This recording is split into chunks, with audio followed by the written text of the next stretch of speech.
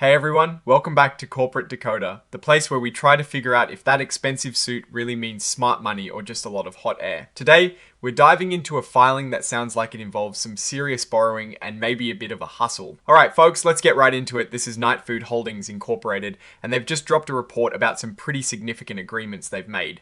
The main story here is about securing some crucial funding, which is always a big deal for any company, especially one that is trying to grow. So, what exactly happened on the 10th of January 2026? Nightfood Holdings struck a deal with a group called Mast Hill Fund. LP think of the fund as a lender and Nightfood as the borrower. They've signed a securities purchase agreement, which basically means Nightfood sold something to the fund in exchange for money. The key item here is a senior secured promissory note, which is a fancy way of saying a loan. This loan is for a hefty sum, $1,175,000. Now, here is where it gets interesting. They got this loan at an original issue discount of 15%. What does that mean in plain English? It means for a $1,175,000 loan, they didn't actually receive the full amount upfront, they got a discount, so the actual cash they received was $998,750. That is a difference of about $176,000, which went towards discount and some other transaction costs. So while they're taking on $1 million debt, they're only seeing just under $1 million in their bank account right away. To make sure the lender gets their money back, Nightfood has also updated a bunch of other important documents. They amended their security agreement, their pledge agreement, and their guarantee. Basically, these are all the legal strings and promises attached to the loan, ensuring that if Nightfood can't pay back the loan, the lender has ways to recover their funds. This includes promises from multiple related entities and even an individual named Jimmy Chan. It shows they're putting a lot of their existing assets and agreements on the line to secure this new funding. They are essentially reinforcing the collateral. Now let's talk terms. This loan is a short-term gig, maturing in just 12 months, and the interest rate on this loan is 15% per year. That is a pretty significant interest rate, especially for a short-term loan. On top of that, there are additional interest provisions which could mean even more costs if certain conditions aren't met. And here's the kicker that often raises eyebrows in these types of deals. This loan can be converted into company stock. This means that if the company's stock price goes up, the lender can choose to convert their loan into shares of Nightfood stock instead of getting their money back. The conversion price is set at the lesser of $0.033. Purse hair, or the market price, which is whatever the stock is trading at on a given day. This conversion feature is often used to incentivize lenders and can lead to significant dilution for existing shareholders if the stock price is low and the conversion happens.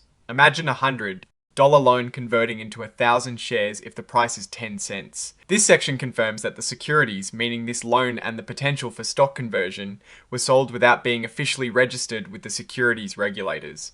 They're relying on an exemption, Section 4, Securities Act and Rule 506B of Regulation D, which are typically used for private placements to sophisticated investors like this fund.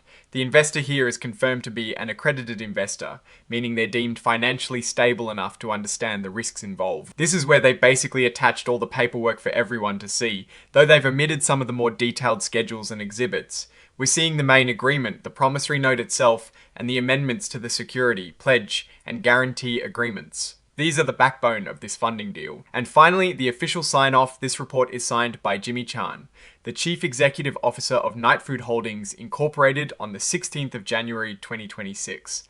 Now, let's try to put all this into perspective. Nightfood Holdings has secured a significant amount of funding, which is generally a positive sign. It shows they have a plan and are actively seeking the resources to execute it. However, the terms of this loan are quite aggressive.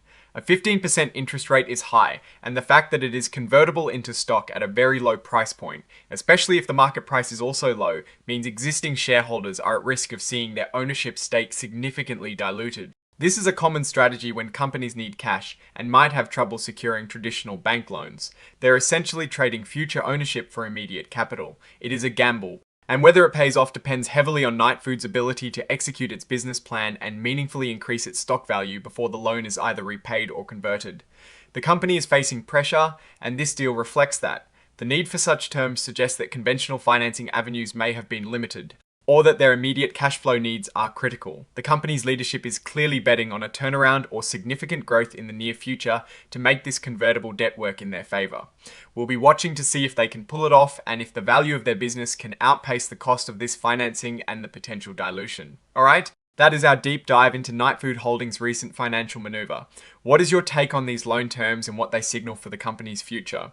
Drop your thoughts in the comments below if this analysis was valuable. Hitting that like button really helps the channel, and subscribing ensures you don't miss our future breakdowns. And don't forget to check out our Discord community linked in the description for more real-time discussions. Thanks for watching, and we'll see you in the next one.